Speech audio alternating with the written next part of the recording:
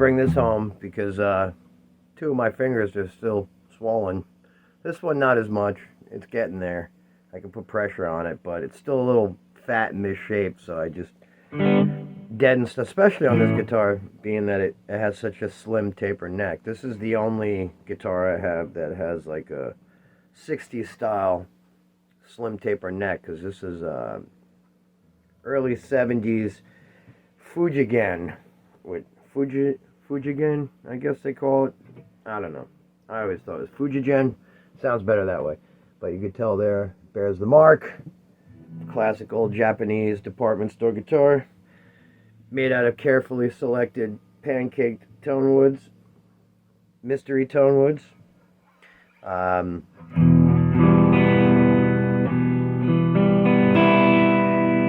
But it's weird, like these pickups are really hot, it turns out.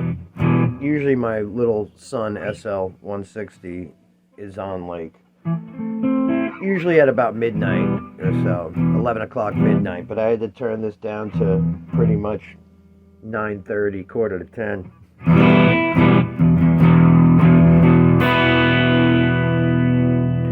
That's the dirty amp channel. All I have on is the Canyon delay, and then that Valatin or whatever it's called. That I got a little phaser on it.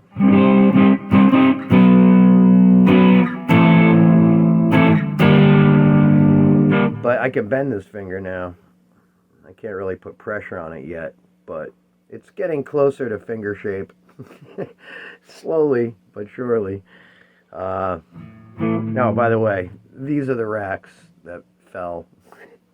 So just look at the right of the top crossbeam on the bottom rack, and think of the bottom of the crossbeam on the top rack, meeting each other with the force of gravity behind it.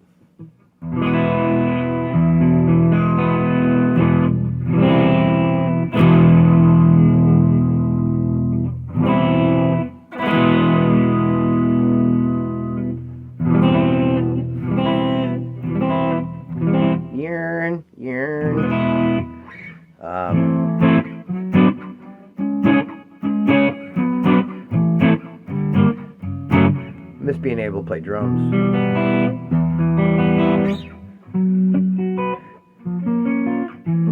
I thought maybe this would be easier to play with the slim taper, but if I'm not dead, it's easier to reach around. But it's tough to fret some stuff because of that blown up finger.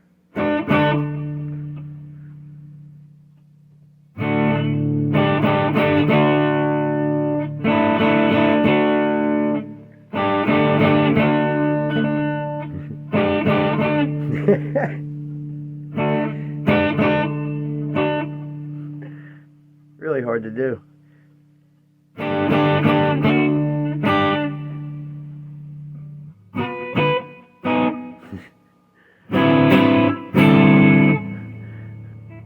This is awful.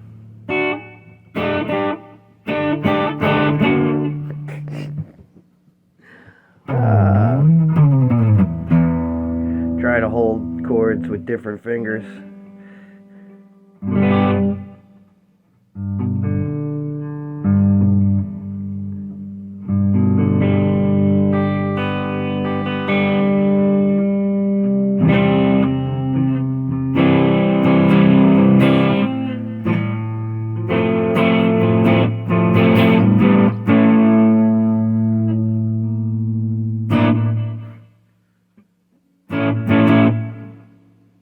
Really tough.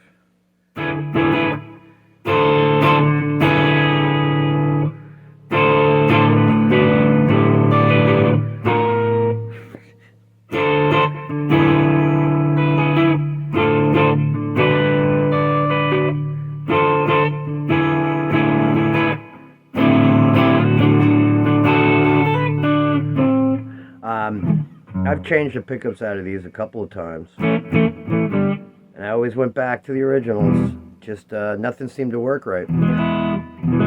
So I'm going with whatever stock hand-wound custom Japanese pickups they made in the 70s. imperial winding. But yeah, there's a lot of. I've thought of getting rid of this guitar a few times, and I'm like, I can't get rid of it. It's just too cool. It did show me that I'm really not a fan of these thin necks, small necks so much. I like chunkier stuff, but this guitar is just too much fun. It's actually the first Les Paul style guitar I bought. But what I think I figured out tonight is this triple binding that I get such a kick out of. That's all over it. I'm pretty sure it's just one binding that's painted in 3 stripes. I was looking at it before with my scientific apparati, and either way it looks really cool, but what really cracks me up is just proportionally how big that headstock is compared to the rest of the size of this masterfully made body. But you could fit, I mean, that's like, you could probably, about a third smaller would work for this guitar, no problem. But I like it being all blown out and ridiculous. I mean, it's all about the headstock anyway, isn't it? And of course the name on it, you know, go big or go home.